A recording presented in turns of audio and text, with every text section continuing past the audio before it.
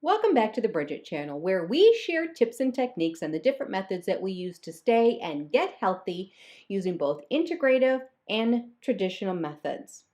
Now, if you remember last week, we talked about self-care and friendships. And the 5 basic types of relationships, if you recall, were friendship, family, self, professional, and romantic. And since this week is social and family, we're going to dip into that area. But before we begin, Kelly, you know what to do. Disclaimer! The tips and techniques you see on the Bridget channel are not necessarily by a licensed professional. We suggest before you begin any construction or reconstruction on your beautiful body, seek the advice from your MD, ND, DOD, CNA, LMSW, LAC, DTCM, and MAOM. And now for today's Bridget tip. Okay, self-care and dealing with your family. So that's the question. How do we deal with family and self-care, especially when it's toxic? Now, the Oxford Dictionary says that toxic means poisonous.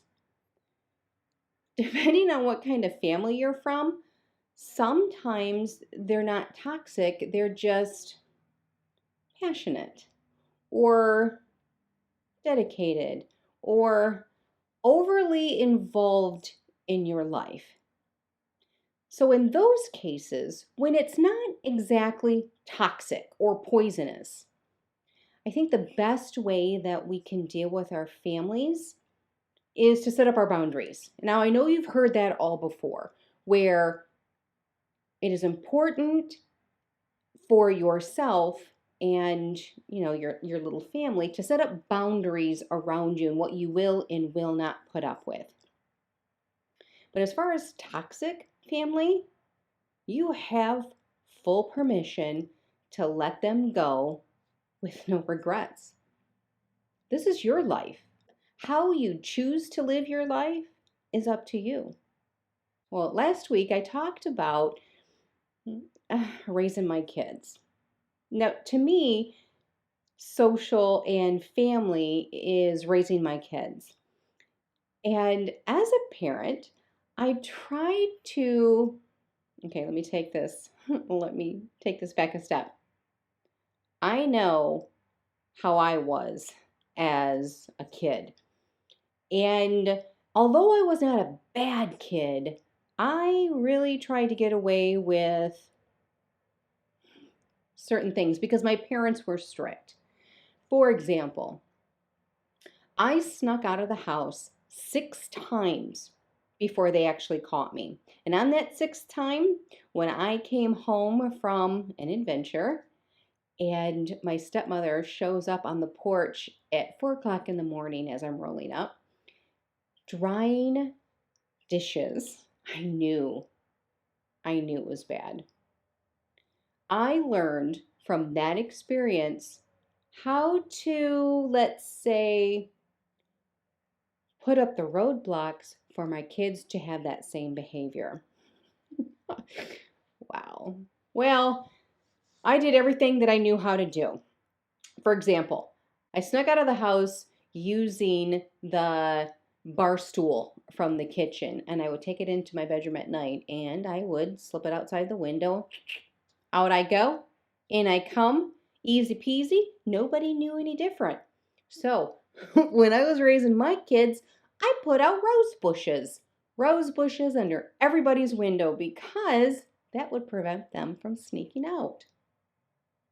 It's not the case. They just came up with different clever ways.